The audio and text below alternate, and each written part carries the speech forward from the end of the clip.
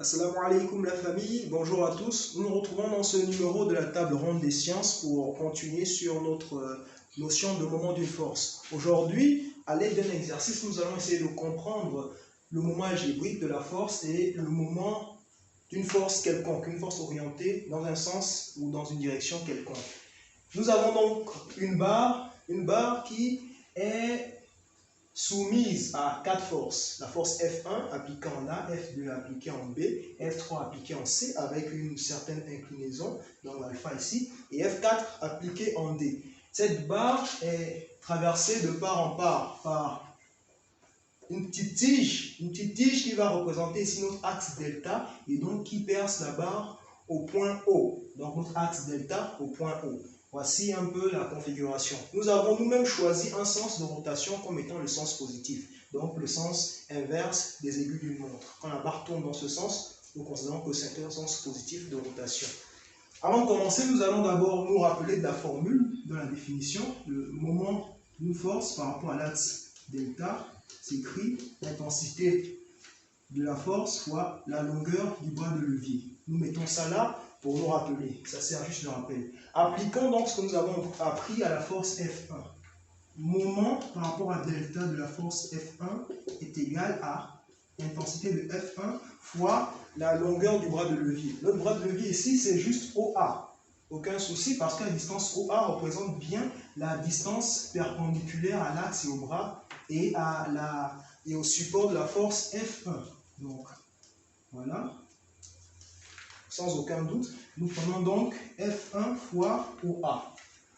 Avant de continuer, nous allons nous rendre compte que si nous considérons F1 comme un fil sur lequel on peut tirer, en tirant sur F1, nous allons provoquer une rotation qui va dans le sens opposé au sens que nous avons choisi comme sens positif. Contrairement à ce qui se passerait si nous tirions sur F2. Et donc là, il faut mettre des signes au moment des forces. C'est à ce moment-là que nous allons parler d'algèbre, donc de grandeur algébrique. Le moment de une force F1, puisque F1 provoque une rotation dans le sens opposé au sens positif choisi, ce moment sera négatif. Nous mettons juste un moins devant. Donc, moins F1 fois OA.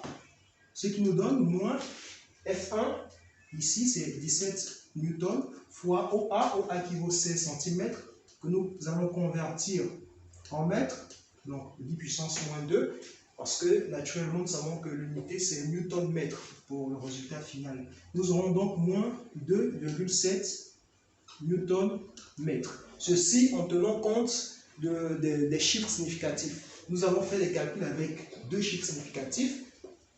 Nous avons un résultat avec 2 chiffres significatifs. Donc, moment par rapport à delta de la force F1 est égal à moins 2,7 newton-mètre. Prenons donc la force F2 cette fois-ci, moment de la force F2 par rapport à l'axe delta, s'écrit intensité de F2 fois la longueur du bras de levier. Comme pour OA, OB ici constitue notre longueur de bras de levier, nous n'avons aucun souci avec. Parce que nous avons aussi ici la longueur, donc la distance perpendiculaire au support de F2. Nous écrirons donc F2 fois OB. Nous allons faire le même exercice que tout à l'heure. Regardez le sens de rotation induit par la force F2. En tirant sur F2, la barre se met à tourner dans le sens positif choisi. Donc il n'y a pas de souci de signe. Ici, c'est un moment positif. Donc nous allons tout simplement faire le calcul. F2, 25 newtons fois OB, 37 cm fois 10 puissance moins 2 pour convertir en mètres. Et nous obtenons le résultat 9,3 newton-mètre. Le moment par rapport à l'axe delta de la force F2 est donc égal à 9,3 Nm. Ici, nous voyons bien que nous avions un moment négatif pour F1 à cause de la rotation dans le sens négatif et un moment positif pour F2 à cause de la rotation dans le sens positif. À cause des rotations, pas à cause du sens des forces. Faisons attention. Passons maintenant au moment de F4. Avant de calculer le moment de F3, nous allons commencer par celui de F4 pour des besoins de compréhension dans notre exercice. Donc, nous faisons pareillement. Moment par rapport à delta de la force F3 était de la force F4, autant pour moi, est égal. Pour calculer le moment de cette force, nous allons d'abord nous rendre compte que c'est une force dont le support, donc quand on prolonge le support de F4, on se rend compte que le support est directement séquent à l'axe de rotation. Et on se souvient que les forces dont les supports sont séquents à l'axe de rotation ne provoquent pas de rotation. En un mot, leurs moments sont nuls.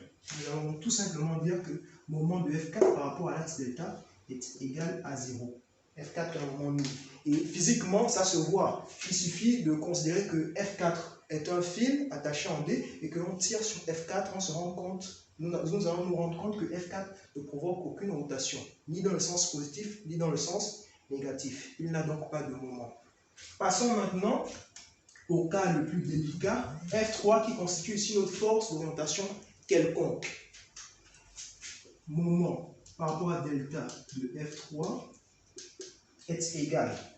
Bien sûr, nous devons chercher le bras de levier, donc la distance entre l'axe et le support de F3. Pour ce faire, nous devons prolonger, l'astuce est de prolonger dans les deux sens le support de F3 et de trouver justement la distance de haut au support de telle manière qu'on ait ici une rencontre qui soit perpendiculaire. Mais dans notre cas, à cause des données de l'exercice, il n'est pas évident d'utiliser cette méthode. Nous allons donc utiliser la méthode qui nous permet d'avoir les résultats en utilisant l'angle ici qui, par ailleurs, est donné. L'astuce, c'est donc de décomposer F3 comme une composante de deux vecteurs. On considère que F3 sera la résultante en fait de deux vecteurs. Un vecteur qui est à l'horizontale, donc un vecteur qui est orthogonal à F4, et un autre vecteur qui est à la verticale, qui est donc orthogonal à F1. Nous allons faire un petit zoom, on se projette sur le côté, nous avons F3, et nous avons la verticale, ici. Et l'angle entre les deux, c'est l'angle alpha.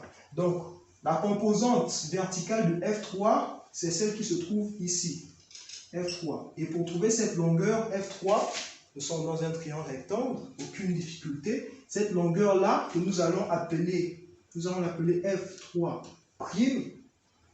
F3' sera donc égal à F3, la longueur du vecteur, fois le cosinus de l'angle alpha.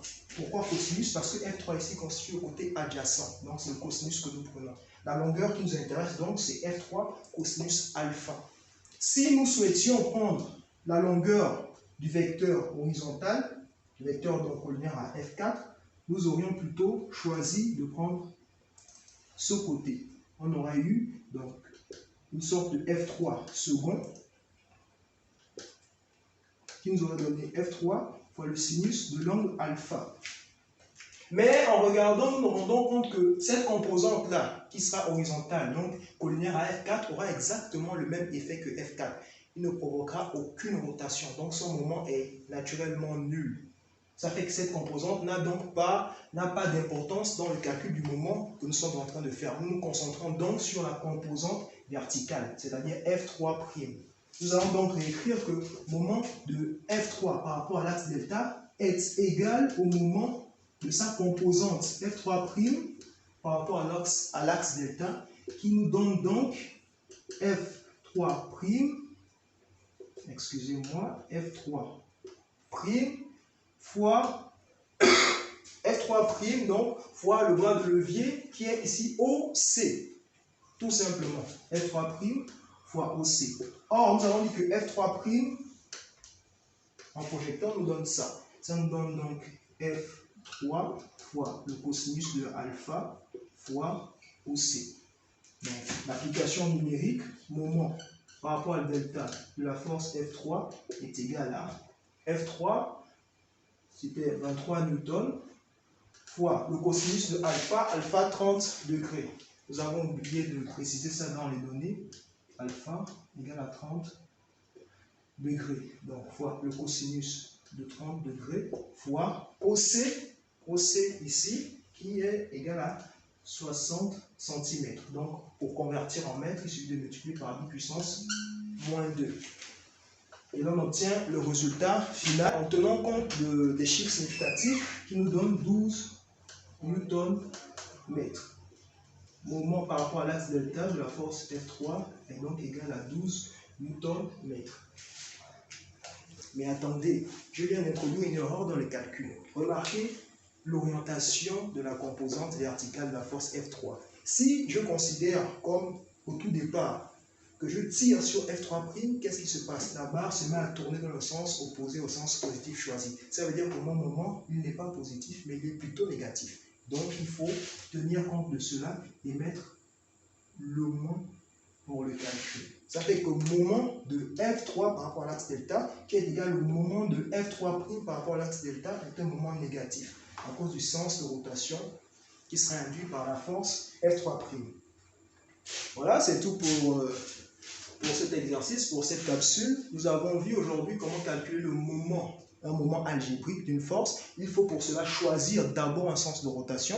D'ailleurs, je vous invite à la maison à choisir le sens opposé à celui que moi j'ai choisi et à refaire les calculs pour faire une comparaison. Vous allez comprendre que ce n'est pas du tout compliqué. Donc, après avoir vu le moment algébrique d'une force, nous avons vu le moment d'une force quelconque. Je vous remercie d'avoir suivi la vidéo et je vous dis à la prochaine.